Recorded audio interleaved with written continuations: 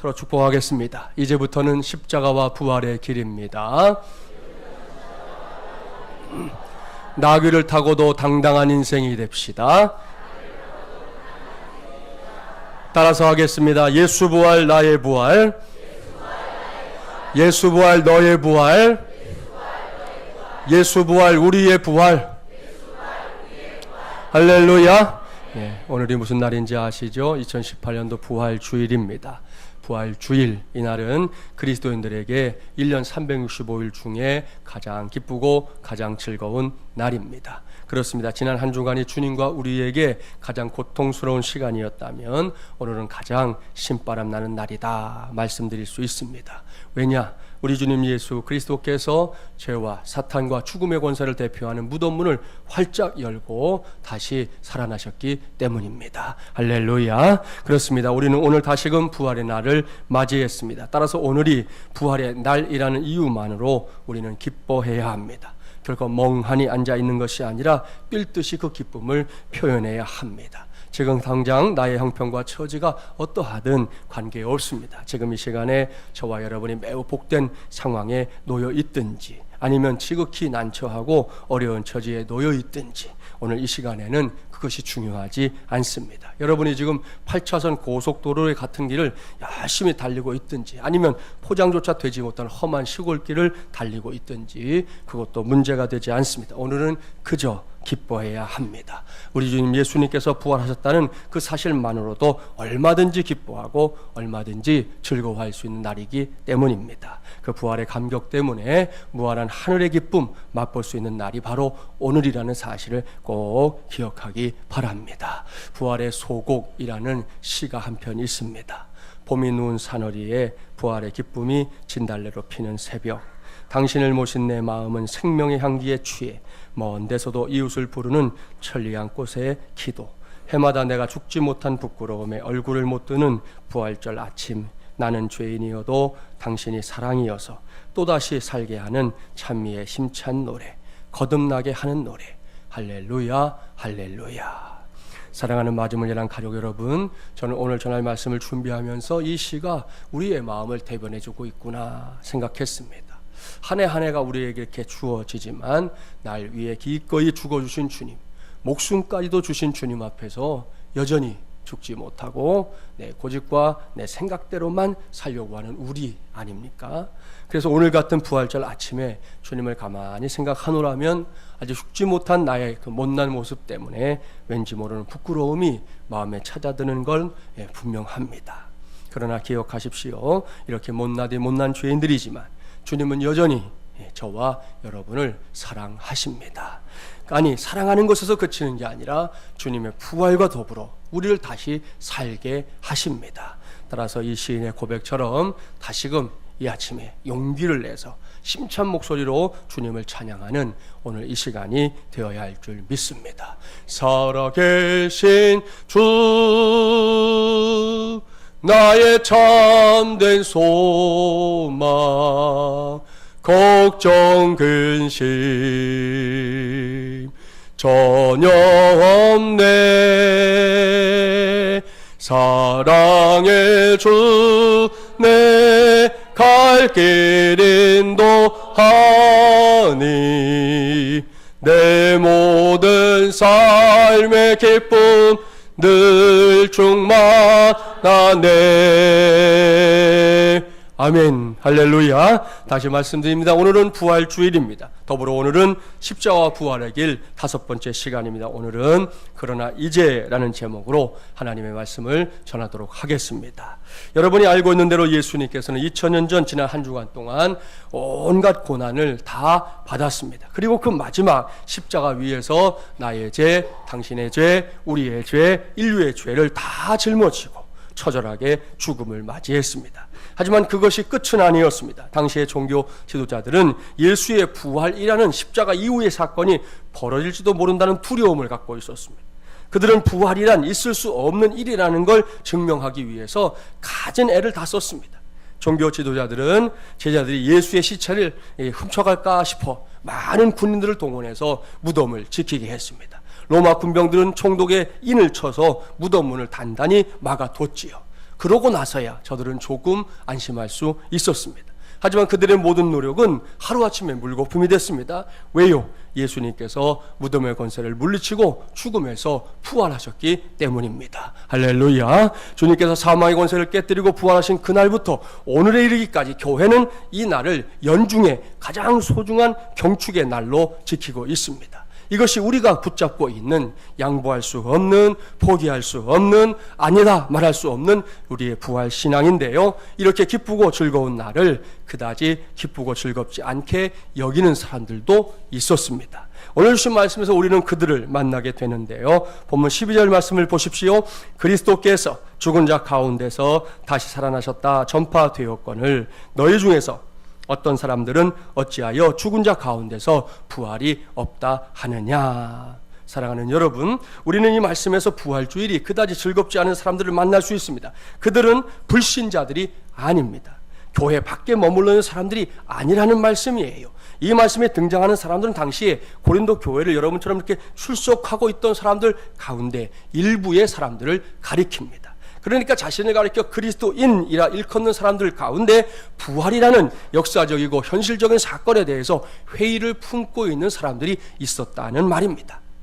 여러 증인들의 입을 통해서 또 말씀의 강단을 통해서 예수 그리스도께서 죽음에서 살아나셨다, 부활하셨다라는 메시지를 들었습니다. 그런데 그 메시지에 대한 확신이 없는 것이죠.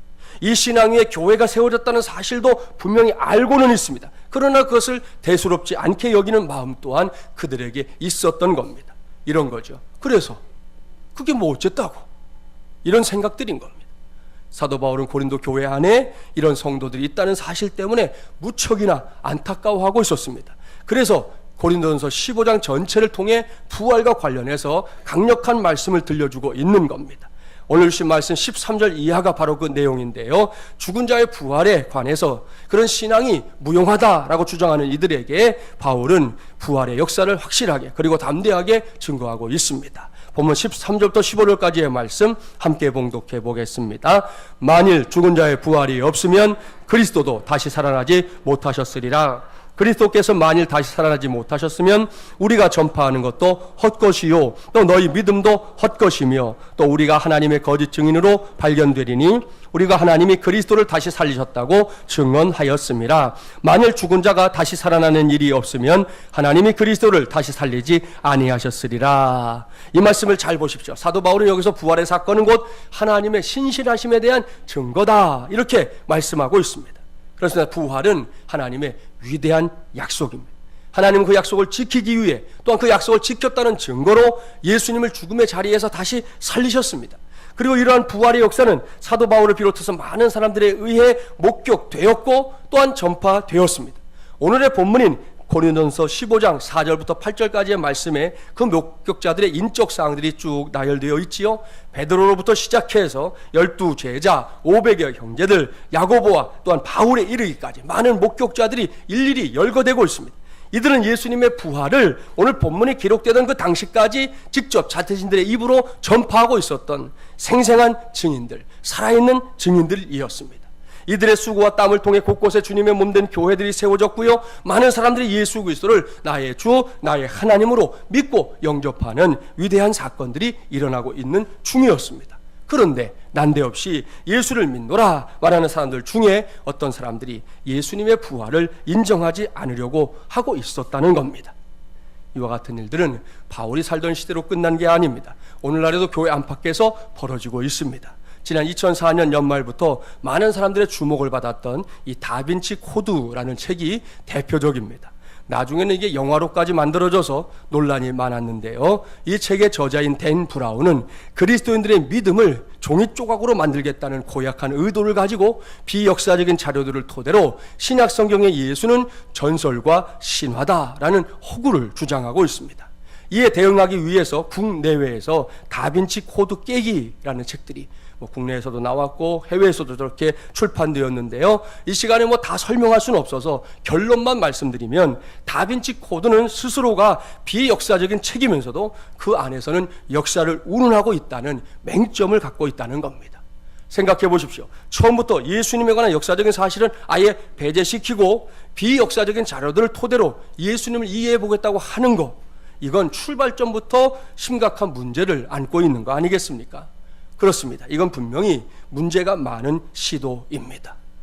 나름 열심히 신앙생활을 한다는 이들 가운데 어떤 이들도 이 댄 브라운처럼 처음엔 부활에 대한 분명한 믿음으로 출발했지만 나중에 세상적인 상식, 과학적인 논리를 앞세우면서 부활이 사실일까? 역사적인 일일까? 이렇게 의문을 품는 경우들이 있습니다. 어떤 이들은 아예 자신의 믿음에서 이 부활이라는 항목은 배제하고 단지 마음의 평안을 얻기 위해서 신앙을 가까이 하기도 합니다. 또 어떤 이들은 부모나 친구 혹은 가족들에 의해 믿음의 출발을 했을 뿐, 그러니까 거국적으로 말해서 가정의 평화를 위하여, 가정의 평화를 위하여 신앙생활을 할 뿐, 십자가니 부활이니 하는 것과는 더 이상 관계를 맺지 않으려고 단단히 마음먹기도 합니다. 혹시 그야말로 만에 하나라도 2018년 부활절을 맞이한 우리 가운데 이와 같은 모습이 있지는 않습니까? 없기를 바랍니다. 없기를 주님의 이름으로 축복합니다.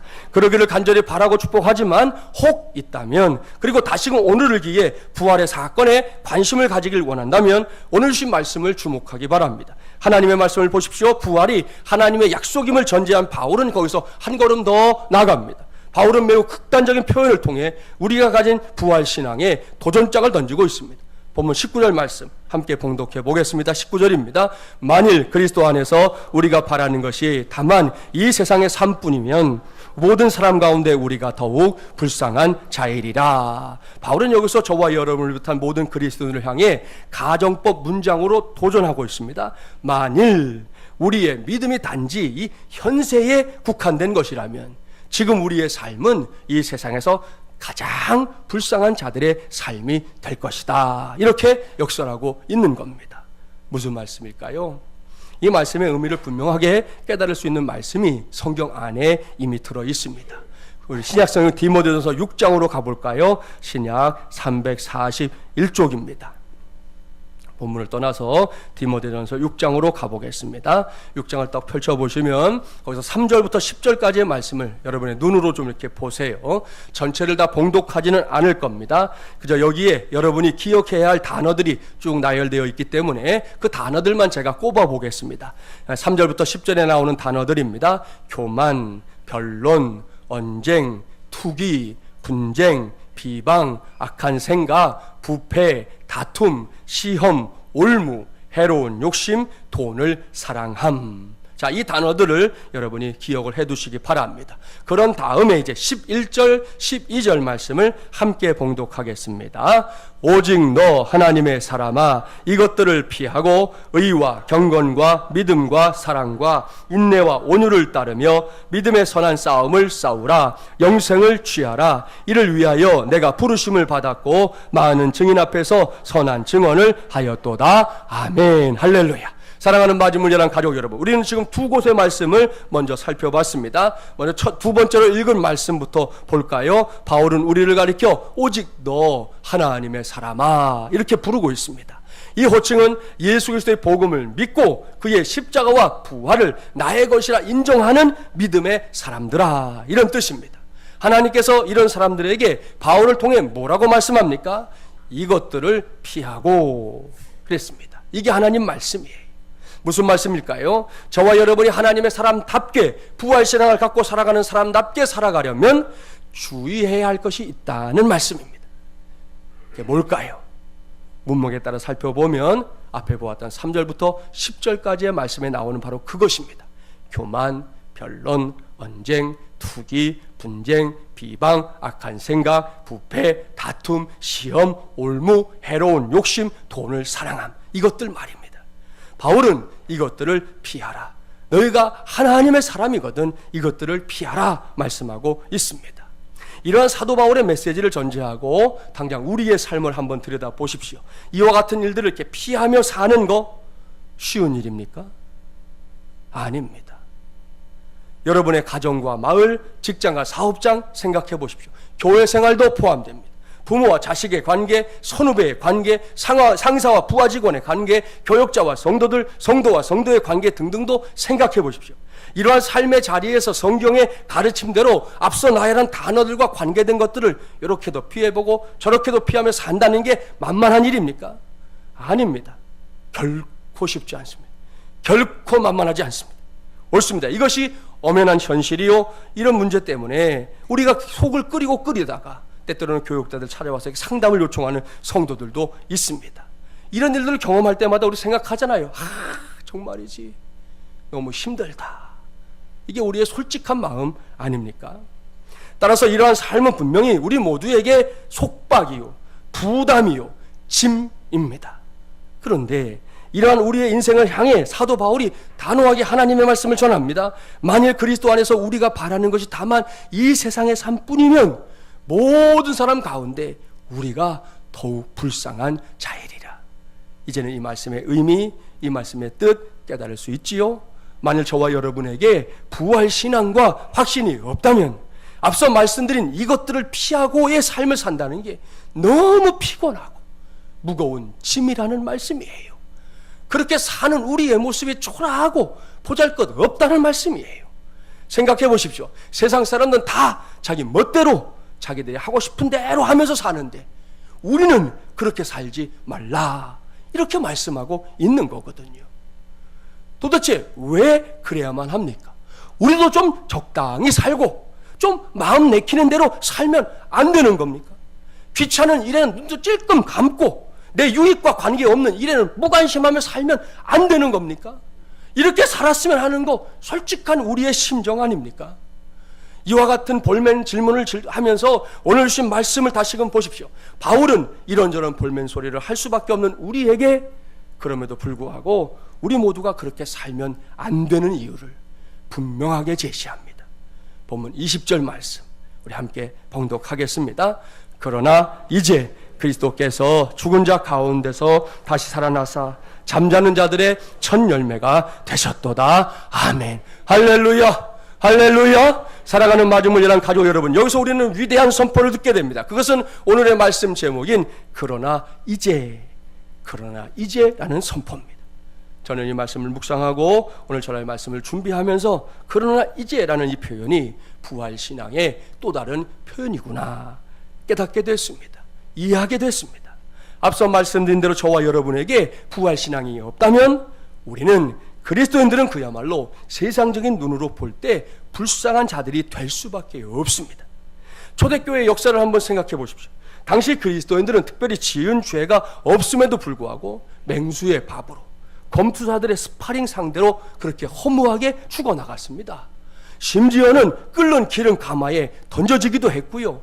교수형으로, 화형으로, 그 외에 다양한 방법으로 하나밖에 없는 이 목숨을 빼앗겨야 했습니다. 그러니 이 사람들 정말 불쌍한 사람들 아닙니까? 그런 생각을 갖고 그들에게 여러분이 한번 직접 물어보라는 거예요. 제가 확신합니다. 그들은 우리의 어설픈 동정심 원하지 않습니다. 그들은 우리가 자신들을 딱한 눈빛으로 바라보는 거 또 있죠. 어른들이 잘 하시는 거 혀를 차면서 그들을 바라보는 거 용납하지 않습니다. 왜요? 그들 안에는 그러나 이제라는 뚜렷한 부활신앙이 너무나도 분명하게 자리 잡고 있었기 때문입니다. 그러나 이제 그리스도께서 죽은 자 가운데서 다시 살아나서 잠자는 자들의 첫 열매가 되셨다다. 할렐루야.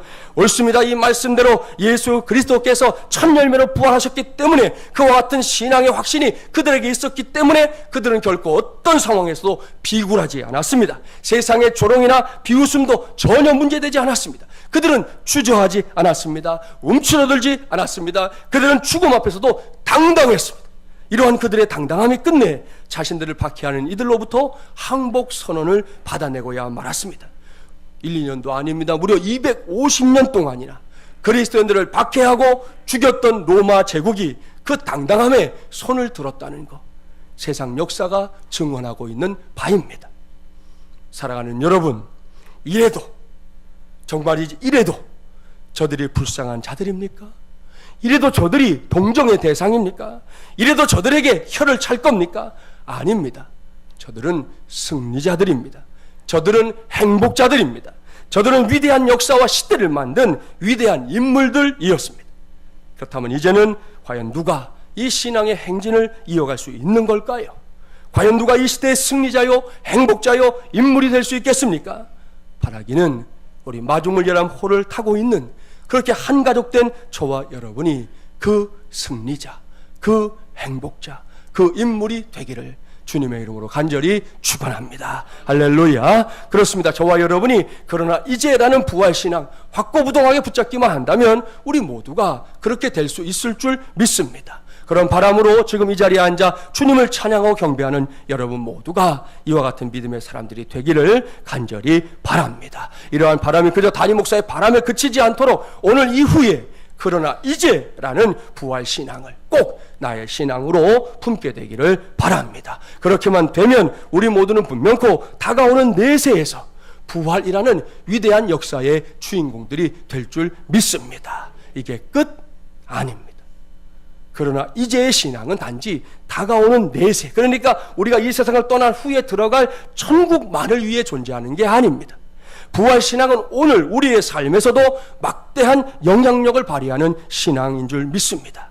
CCM 찬송 가운데 이사야 61장 3절 말씀을 가지고 만들어진 찬송이 있어요. 이런 말씀이죠. 무릇 시온에서 슬퍼하는 자에게 화관을 주어 그 죄를 대신하며 기쁨의 기름으로 그 슬픔을 대신하며 찬송의 옷으로 그 근심을 대신하시고 그들이 의의 나무 곧 여호와께서 심으신 그 영광을 나타낼 자라 일컬음을 받게 하려 하심이라. 바로 이 말씀 말입니다. 이 말씀을 근거로 만들어진 찬송 여러분도 알 겁니다. 죄 대신 화관을 내게 슬픔 대신 희락을 근심 대신 찬송의 옷을 입히사 우리로 여호와의 심으신 의의 나무 되어 주께 영광 돌리라. 할렐루야. 자, 이 말씀, 이 찬송 보십시오. 어제는 예수 그리스도께서 십자가 위에서 무기력하게 돌아가셨습니다. 어둡고 칙칙한 무덤 속에 고스란히 누워 있었습니다. 그러나 이제 그리스도께서 죽은 자 가운데서 다시 살아 잠자는 자들의 첫 열매가 되셨습니다. 이것이 그러나 이제라는 부활 신앙입니다. 나, 너, 우리 누구든지 이 신앙을 가져보십시오. 어제는 잿더미 위에 앉아 나의 인생을 바라보며 탄식하고 절망했습니다. 그러나 이제 내 자신이 주님의 은혜라는 아름다운 화관을 쓰고 소망의 항구를 향해 나아가고 있는 사람이 됐다는 걸 알게 될 줄 믿습니다. 어제는 나와 관계된 모든 것들을 생각하면 나도 모르게 슬픔에 잠기곤 했습니다. 나도 모르게 아이고 내 팔자야, 난 왜 허구한 날 이 모양 이 꼴이냐, 푸념을 늘어놓곤 했습니다. 그러나 이제 하늘로부터 부어주시는 신령한 기쁨과 감사가 나의 삶에 넘치게 되는 것을 보게 될 줄 믿습니다. 어제는 하나부터 10까지 근심과 걱정투성이었어요. 앉으나서나 누구 생각이라더니 나는 앉으나서나 한숨만 내쉴 뿐이었습니다. 그러나 이제 내 입가에서 하나님의 영광을, 주님의 사랑을 찬양하는 노래가 끊임없이 흘러나오게 될 줄 믿습니다. 어제는 바깥 세상에서 내가 양보하고 이해하고 용납하고 용서하고 사는 게 죽기보다 싫었습니다. 내 자존심이 무너지는 것 같아서, 내가 무시당하는 것 같아서, 내가 쓸모없는 인생인 것 같아서 차라리 죽고 싶었습니다. 그러나 이제 나 같은 죄인이 용서함 받아서 주 앞에 옳다함을 얻은 것처럼 내가 받아들이지 못할 사람도, 내가 감당하지 못할 일도 없게 될 줄 믿습니다. 어제는 내가 이 세상에서 가장 불쌍한 사람이었습니다. 아무리 생각해봐도 나만큼 불행하고 나만큼 인생이 꼬인, 나만큼 찬양한 사람이 없다는 생각으로 꽉 차 있었습니다. 그러나 이제 나는 무엇 하나 부러울 것 없는 오직 주님 한 분만으로 만족하는 행복자가 된 줄 믿습니다. 할렐루야. 중세의 유명한 화가 미켈란젤로도 이러한 사실을 알았어요. 그의 전기를 읽어보면 한 제자에게 남긴 말이 남아 있습니다. 이렇게 말했습니다. 왜 자네는 십자가의 그리스도를 그렇게 많이 그리나? 그리스도께서 고난을 받으셨기 때문에, 그리스도께서 죽음의 고통에 계셨기 때문에, 그리스도께서 죽으셨기 때문인가? 오히려 부활하신 주님을 그리게나, 죽음을 깨뜨리고 승리하신 영광스러운 모습으로 죄와 죽음의 정복자이신 주님을 그리게나 그랬습니다. 사랑하는 마중물예람 가족 여러분, 이것이 오늘 2018년도 부활주일에 저와 여러분이 꼭 회복해야 할 부활신앙입니다. 억만 죄악으로 인해 죽음의 권세와 사망의 그늘 안에 앉아있을 수밖에 없었던 우리 아닙니까? 저와 여러분 말입니다. 그러나 이제 우리 모두에게는 영생과 천국의 소망이 있습니다. 우리 주님 예수님께서 이 귀하고 복된 위대하고 신령한 최상의 선물을 우리에게 주기 위해 기꺼이 십자가에 달려 죽었습니다. 그리고 사흘 만에 부활하셨습니다. 그렇습니다. 예수님의 부활은 결코 신화가 아닙니다. 픽션 아닙니다. 판타지 아닙니다. 예수님의 부활은 역사적 사실입니다. 저는 이것을 믿습니다. 여러분도 이것을 믿고 있는 줄 압니다. 그 믿음을 더욱더 단단하게 세우는 오늘 이 시간이 되기를 주님의 이름으로 축복합니다. 아울러 오늘 같은 부활주일에 예수님의 부활이 과거의 역사라고 해서 2000년 전의 일이라고 해서 단순히 추억하는 것에 그쳐서는 안 됩니다. 그래서 김진철 목사가 확실하게 하나님의 말씀을 전합니다. 부활은 추억이 아니다. 생생한 현실이다. 믿습니까? 할렐루야. 옳습니다. 부활이 추억이 아닌 생생한 현실이기 때문에 부활하신 예수님은 지금 이 순간에도 나와 함께 있습니다. 이게 생생한 현실이기 때문에 부활하신 예수님은 당신과 함께 있습니다. 우리와 함께 있습니다. 이것이 우리가 붙잡은 부활신앙입니다. 부활신앙은 이렇게 예수님의 부활 사건을 믿는 데서 그치지 않고 더 나아가서 부활하신 예수님의 임재 속에서 살아가는 것입니다. 그뿐이 아니죠. 장차 내 육체도 예수님처럼 부활할 것을 믿는 데까지 나아가야 할 줄 믿습니다. 이를 위해 매일 매 순간 부활의 주님과 함께 동행하며 살아가는 게 중요한데요. 그 아름다운 동행을 위해 오늘 여러분에게 진짜 부활신앙을 전했습니다. 그러나 이제라는 부활신앙을 견고하게 붙잡고 저 어둡고 칙칙한 세상 속에 들어가서 가장 역동적이고 능력 있는 그리고 준비된 하나님의 사람들로 천국을 소망하는 하나님의 자녀들로 살아가자는 겁니다. 이를 위해 당장 우리의 입에서 흘러나오는 이 언어부터 바꿉시다. 제가 언젠가 여러분에게 가르쳐 줬는데요. 이 자리에는 그때 없었던 성도들도 있으니까 다시 가르쳐 드리겠습니다. 세상 사람들 이렇게 만나면 물론 예수 믿는 사람들도 그럴 때 있지만 걸핏하면 하는 말 중에 하나가 뭐예요? 죽겠네. 그런 말 하죠. 잘하잖아요. 바꾸겠습니다. 어떻게 바꾸라고요? 좀 천천히 하면 되죠. 죽게 있네. 됐죠? 죽겠네. 그런 말 하고 싶거든 어떻게 해요? 죽게 있네. 그러시면 돼요. 죽겠다. 어떻게 하면 될까요? 죽게 있다. 그것부터 하자는 거예요. 별거 아닌 것 같죠? 아닙니다. 이건 별거입니다. 여러분 말 한마디가 인생을 바꿉니다.